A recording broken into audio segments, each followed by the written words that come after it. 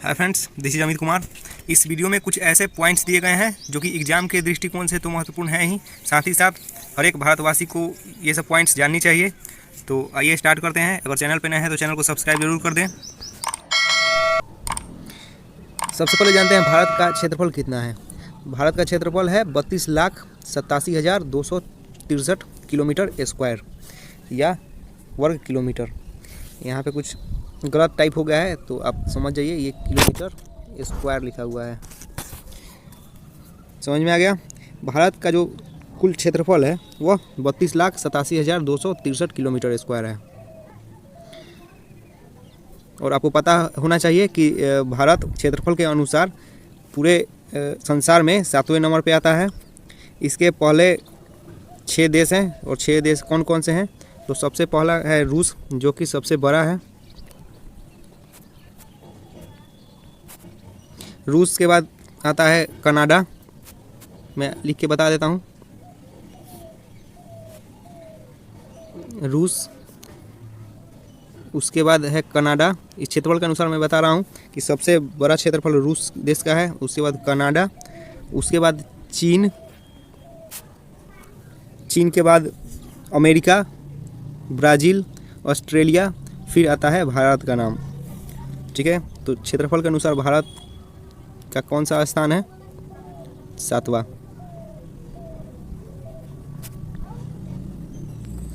तो आपको ये भी याद रखना है कि सबसे बड़ा देश कौन सा है क्षेत्रफल के अनुसार, तो कौन सा देश है? रूस।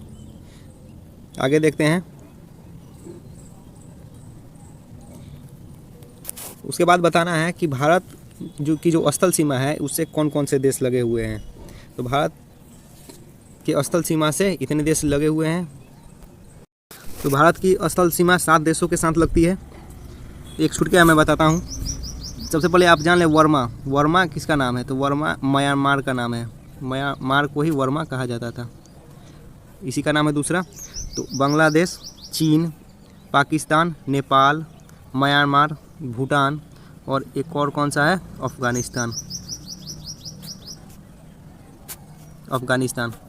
ठीक है, तो क्वेश्चन यहाँ से आता है। सबसे पहला क्वेश्चन तो आता है कि कितने देशों के साथ स्थलीय सीमा लगी हुई है। तो आंसर हो जाएगा 7 देशों के साथ। फिर क्वेश्चन आता है कि सबसे ज़्यादा सीमा किसके साथ लगा हुआ है। तो इसका आंसर हो जाएगा बांग्लादेश। सबसे लंबी सीमा लगती है बांग्लादेश के साथ। और सबसे छोटी सीमा किस देश के साथ लगती है? तो अफ़गानिस्तान के साथ। सबसे लंबी सीमा बांग्लादेश के साथ और सबसे छोटी सीमा अफ़गानिस्तान के साथ। अगला पॉइंट देखते हैं। इससे पहले मैं एक और पॉइंट बता दूं आपको कि जो भारत और बांग्लादेश के बीच सीमा लगती है सबसे लंबी, वो कितनी है। तो भारत और बांग्लादेश के बीच 4096 मतलब 4096 किलोमीटर लगती है, जो कि सबसे ज़्यादा है।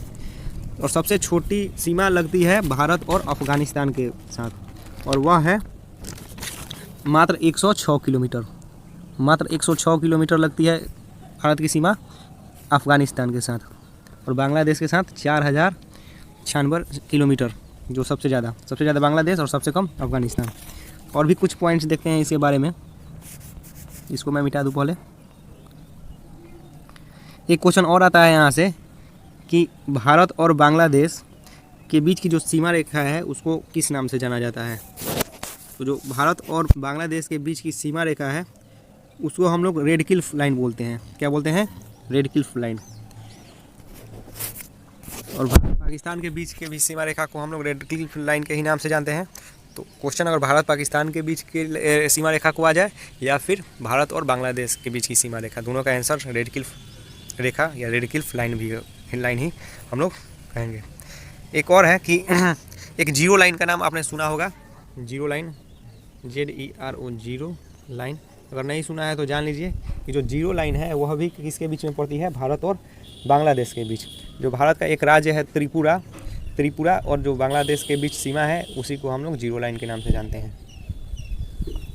अब ये पॉइंट देखते हैं। भारत और बांग्लादेश के बीच ये पॉइंट हो गया, और भी कुछ पॉइंट है, लेकिन उससे पहले ये देखते हैं कि जो भारत की जल सीमा है वह कितने देशों के साथ मिलती है। तो भारत की जल सीमा मालदीव के साथ लगती है, श्रीलंका के साथ लगती है, बांग्लादेश के साथ लगती है, म्यांमार और पाकिस्तान के साथ लगती है। तो आपने जाना कि भारत की जल सीमा किन किन देशों से लगती है, आगे देखते हैं।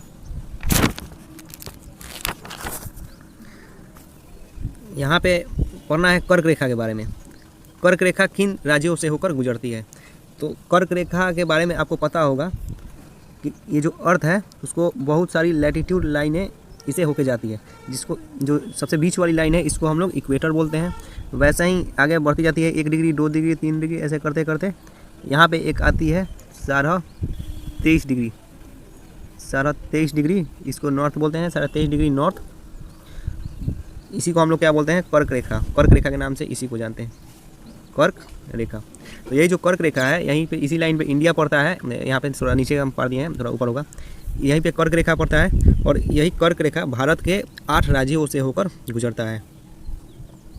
कितने राज्यों से होकर, भारत के 8 राज्यों से होकर। पहला क्वेश्चन तो यहीं पे बनता है कि कर्क रेखा भारत के कितने राज्यों से होकर गुजरता है, 8 राज्यों से। अब थोड़ा सा ज्योग्राफी पढ़ा होगा तो आपको पता होगा, ये जो इक्वेटर है इसके ऊपर वाले को नॉर्थर्न हेमिस्फीयर बोलते हैं, मतलब उत्तरी गोलार्ध, और जो नीचे वाला ये है इसको हम लोग बोलते हैं साउथर्न हेमिस्फीयर, मतलब दक्षिणी गोलार्ध। तो इंडिया ऊपर वाले गोलार्ध में आता है, मतलब कि नॉर्थर्न हेमिस्फीयर में आता है, ठीक है। एशिया भी ऊपर ही आता है नॉर्थर्न हेमिस्फीयर में, इसलिए इंडिया वहीं पे आता है। और एक और रेखा होता है, ये तो 23.5 डिग्री जो नॉर्थ है, ये आपको पता चल गया कि इसको हम लोग कर्क रेखा बोलते हैं। इसको इंग्लिश में ट्रॉपिक ऑफ कैंसर बोलते हैं, ट्रॉपिक ऑफ कैंसर। तो ऊपर वाले जितने भी लाइन हम लोग देखते हैं 0 डिग्री के ऊपर, मतलब 0 डिग्री को इक्वेटर बोलते हैं, आपको पता होगा। हिंदी में इसको भूमध्य रेखा बोलते हैं। तो भूमध्य रेखा के ऊपर वाले जितने भी लाइन होते हैं वो सब नॉर्थ में आते हैं, जैसे 1 degree north, 2 degree north, 3 degree north, 4 degree north, ऐसे ही करते करते यहाँ पे 90 डिग्री तक जाते हैं। वैसे ही अगर हम लोग साउथर्न हेमिस्फीयर में देखें तो इसमें भी हम लोग देखते हैं तो बहुत सारी लाइनें होती हैं, 1 degree south, 2 degree south, 3 degree south, ऐसे ही करते करते एक यहाँ पे भी आता है 23.5 डिग्री, 23.5 डिग्री साउथ। इस लाइन को हम लोग बोलते हैं ट्रॉपिक ऑफ कैप्रिकॉर्न, इसका मतलब मकर रेखा। तो कर्क रेखा पड़ता है ये नॉर्थर्न हेमिस्फीयर में और मकर रेखा पड़ता है नीचे साउथर्न हेमिस्फीयर में। तो इंडिया से दोनों में से कौन गुजरता है, तो इंडिया से होकर कर्क रेखा गुजरता है, क्योंकि ये नॉर्थर्न हेमिस्फीयर से गुजरता है। तो जो कर्क रेखा है भारत के 8 राज्यों से होकर गुजरता है। कौन कौन, तो सबसे पहले गुजरात में आता है, गुजरात से स्टार्ट होता है। गुजरात, राजस्थान, मध्य प्रदेश, छत्तीसगढ़, झारखंड, पश्चिम बंगाल, त्रिपुरा और मिजोरम, इन 8 राज्यों से होके जाता है। कर्क रेखा भारत को लगभग 2 भागों में बांटता है। तो आगे देखते हैं, आप ये याद कर सकते हैं कि किन किन राज्यों से होकर कर्क रेखा गुजरता है। और एग्जाम में ऐसे क्वेश्चन आते हैं कि इनमें से किस राज्य से होकर कर्क रेखा नहीं गुजरता है, तो आपको उसमें टिक करना रहता है। आगे देखते हैं, ये क्वेश्चन है कि भारत की मुख्य भूमि की दक्षिणी सीमा कितने अक्षांश है। दक्षिणी सीमा का अर्थ हुआ कि जो नीचे वाला, जैसे कि ये अगर भारत है बहुत, तो जो सबसे नीचे वाला ये पॉइंट है मुख्य भूमि का, जहाँ से जो तमिलनाडु की तरफ का है सबसे नीचे, वही कितना डिग्री अक्षांश लगता है वहाँ पे, तो 8 डिग्री 4 मिनट। इसको मिनट में हम लोग बोलते हैं 8 डिग्री 4 मिनट। इस क्वेश्चन को आगे एक बार और जब हम लोग भारत का विस्तार पढ़ेंगे उस समय मैं एक बार और इसको अच्छे से बता दूंगा, भारत का नक्शा बना के। यहाँ पे तो आप देख ही सकते हैं नक्शा कैसे बना हुआ है। तो आप बस ये देखिए कि जो सबसे नीचे वाला है, जो भूमि का, केवल भूमि का मैं बता रहा हूँ, 8 डिग्री 4 मिनट।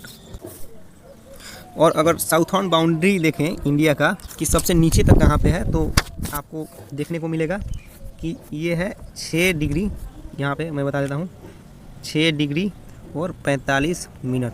ये भी नॉर्थ में ही होगा, जितने भी लैटिट्यूड हम लोग देखते हैं नॉर्थ में ही होता है। तो जो सबसे साउथर्न मोस्ट बाउंड्री होगा वो कितना होगा, ये टेरिटरी में होगा, इंडियन टेरिटरीज में होगा 6 डिग्री 45 मिनट। और जो लैंड का अगर हम लोग देखते हैं तो 8 डिग्री 4 मिनट होगा। इसको और मैं अच्छे से बाद में बताऊँगा जब मैं इंडिया का विस्तार बताऊँगा। आगे देखते हैं,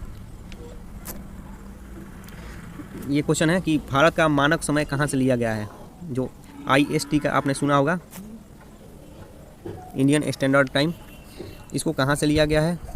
एक GMT होता है, आपने GMT भी सुना होगा, ग्रीनविच मीन टाइम, ग्रीनविच नहीं ग्रीनविच मीन टाइम। और ये IST इंडियन स्टैंडर्ड टाइम, ये कहाँ से लिया गया है, ये लिया गया है इलाहाबाद के निकट एक नैनी नामक स्थान है, वहाँ से, इलाहाबाद के निकट नैनी नामक स्थान से। आगे देखते हैं, यहीं से पूरे भारत का मतलब टाइम का निर्धारण होता है। यहाँ पे क्वेश्चन है कि भारत के मानक समय और ग्रीनविच समय में कितना का अंतर है। तो जो मानक समय है भारत का, जो अभी मैंने बताया है कि इलाहाबाद के नैनी एक जगह है, वहाँ से लिया गया है, और जो ग्रीनविच जो इंग्लैंड में पड़ता है, वहाँ दोनों के समय में कितना का अंतर है, तो 5.5 घंटे का अंतर है। 5.5 घंटे का अंतर है।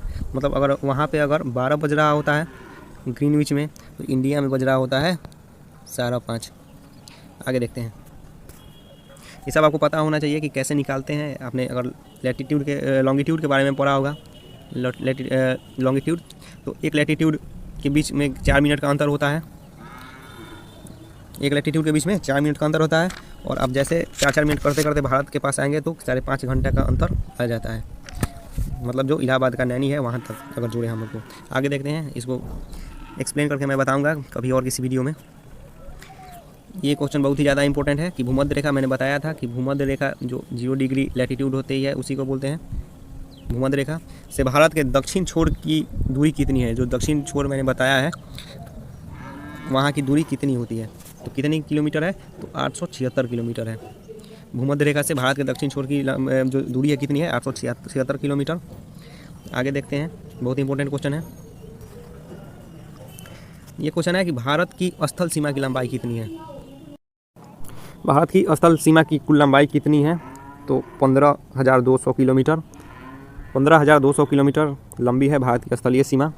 आगे आते हैं, ये क्वेश्चन है भारत की मुख्य भूमि का तट रेखा की लंबाई कितनी है। जो आपने प्रायद्वीपीय भारत पढ़ा होगा, नीचे वाला हिस्सा भारत का, तो उसकी जो तट रेखा की लंबाई है वह कितना है, तो 6100 किलोमीटर। 6100 किलोमीटर क्या है, भारत की मुख्य भूमि की तट रेखा है। और अगर यूनियन टेरिटरीज मिला के सबको अगर हम लोग एक साथ देखें कि तटीय रेखा की लंबाई कितनी है कुल, तो कितनी है, 7516 किलोमीटर। सारे पॉइंट्स इंपॉर्टेंट है। आगे देखते हैं। हाँ, जो अभी मैंने बताया है वही क्वेश्चन है ये कि भारत की कुल तट रेखा की लंबाई कितनी है। द्वीपों समूह, जितने भी द्वीप आते हैं जैसे बे ऑफ बंगाल में, अंडमान निकोबार, सबको जोड़ के अगर हम लोग देखें तो टोटल जो तटीय क्षेत्र होता जाता है, तट रेखा की लंबाई हो जाती है वो कितना है, 7516 किलोमीटर। और अगर इसको द्वीप को छोड़ दिया जाए तो कितना होता है, 6100 किलोमीटर। ठीक है, आगे देखते हैं। क्वेश्चन है कि संपूर्ण भारत के कितने प्रतिशत भाग पर पर्वत व पहाड़ियों का विस्तार है। कितने प्रतिशत भाग पे पर्वत और पहाड़ियाँ हैं, तो आपको मिलेगा कि 28.8% पे पर्वत व पहाड़ियाँ हैं। अगर वाटर बॉडीज़ जो है, समुद्र वाला क्षेत्र सबको जोड़ दे हम लोग, तो माउंटेन 10% है। ठीक है, मतलब केवल लैंड को ले तो माउंटेन कितना है, 10% है। जो पठार है, प्लेट्यू, वो है 21%। और जो मैदान है, प्लेन, वो है 43.2%। 43.2%। समझ में आ गया। जो पर्वत हैं 10%, पठार हैं 21%, और प्लेन है जहाँ पे खेती संभव है वो है 43.2%। अगर केवल ये लैंड को देखें तो, भारत के मुख्य भूमि को देखें तो। ठीक है, आगे देखते हैं। जो अभी मैंने क्वेश्चन बताया था वही है कि संपूर्ण भारत के कितने क्षेत्रफल पर मैदानी विस्तार है, तो मैंने आपको बताया था कि 43.2%। और अगर लगभग में 44%, 44% भाग पे मैदानी विस्तार है। आगे देखते हैं। क्वेश्चन है कि भारत में समुद्र तट रेखा वाले राज्यों की संख्या कितनी है, तो बहुत ही आसान सा क्वेश्चन है। 9 ऐसे राज्य हैं भारत के जिनकी सीमा समुद्र से लगती है। 9 ऐसे राज्य हैं जिनकी जो सीमा है वो कहाँ से लगती है, समुद्र से लगती है। जैसे कि गुजरात हो गया, तमिलनाडु हो गया, उड़ीसा हो गया, बहुत सारे राज्य हैं, 9 राज्य हैं टोटल ऐसे। आगे देखते हैं। तो इतना ही पॉइंट था इस वीडियो में। आगे के सभी पॉइंट्स को अगले वीडियो में देखते हैं। चैनल पर नया है तो चैनल को सब्सक्राइब जरूर कर दें, ताकि आपको सारे डाउट्स क्लियर होते रहें, हर एक टॉपिक पे आपको क्वेश्चन मिलता रहे। Thank you.